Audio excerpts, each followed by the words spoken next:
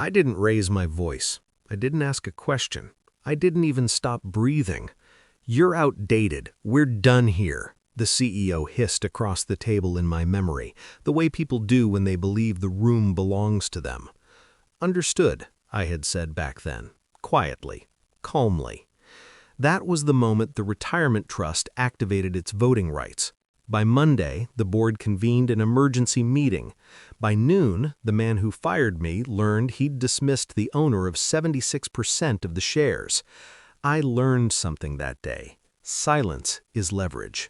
I remembered that lesson the night I found the lubricant. It was in her bag, not hidden, not buried, just there. A small black bottle with a matte finish, expensive branding, and a promise it had no business making to a married man. I was alone in the kitchen. The house was quiet in that way that pretends to be peaceful, but is really just waiting.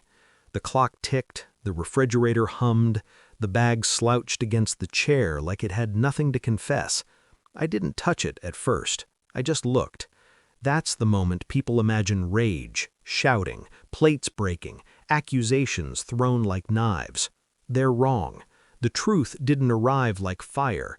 It arrived like frost, cold, precise, preserving everything exactly as it was, so I could examine it later. We met when we were both broke and certain we'd never be. She loved that certainty, loved the way I planned, the way I thought 5 moves ahead and still smiled like I was improvising. She used to say I made her feel safe. I used to believe that was love. We built a life that looked respectable from the outside. Dinner parties, vacations photographed from flattering angles, arguments resolved before bedtime, or so I thought. She had tells. Everyone does. A pause before answering simple questions, a smile that arrived half a second late, a new vocabulary she hadn't learned with me. I ignored them because I wanted to be the kind of man who trusted. Trust is expensive. I paid in full. The lubricant wasn't the first clue. It was the last confirmation. There were late workouts that didn't build muscle, phone calls taken on the balcony in winter, laundry done separately, suddenly. I didn't confront her because confrontation is sloppy. It burns evidence. It warns the guilty. Instead, I watched.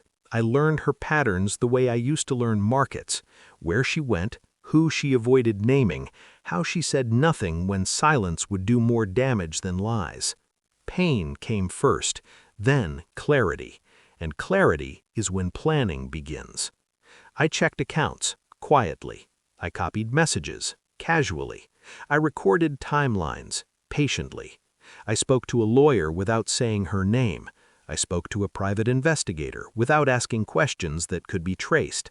I moved assets the way chess players move pawns, slowly, apparently insignificantly, always with a promotion in mind. The bottle stayed where it was. Every morning I kissed her cheek. Every night I listened to her breathe. People think revenge requires rage. It doesn't. It requires discipline. I won't describe the process. That would cheapen it. I will say this. I didn't contaminate anything. I didn't poison. I didn't sabotage in a way that could be called reckless. I replaced certainty with consequence. The bottle went back exactly where it had been. No fingerprints, no drama. Then I waited. It happened on a Thursday. She came home early, too early. Her face was pale in a way makeup couldn't negotiate with. She walked past me without speaking, straight to the bathroom. I didn't follow. I poured a drink, sat down, listened. There are sounds you never forget. The sharp intake of breath. The sudden animal understanding that something has gone terribly, irrevocably wrong. She didn't scream my name. That mattered.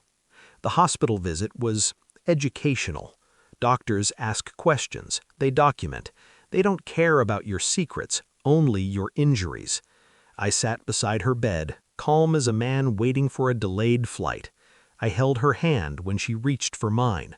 I watched realization bloom behind her eyes as she replayed her own steps, her own choices, her own certainty that she had been safe. She looked at me like she wanted to accuse. She didn't. Accusations require proof. She had none. At home, days later, she tried. "You went through my things," she said. "Yes," I replied. "That was private. So was our marriage." Silence stretched. She searched my face for anger. She found none. "I made a mistake," she said. "No," I corrected gently. "You made a series of decisions." Her voice broke. Mine didn't. Affairs don't survive light. Friends noticed the distance. Family noticed the tension. Stories began to mismatch. I released information the way I released funds, only what was necessary, only when it served the outcome. By the time she realized the narrative had shifted, she wasn't the victim anymore. She was the variable no one trusted. The divorce was efficient. She expected a fight.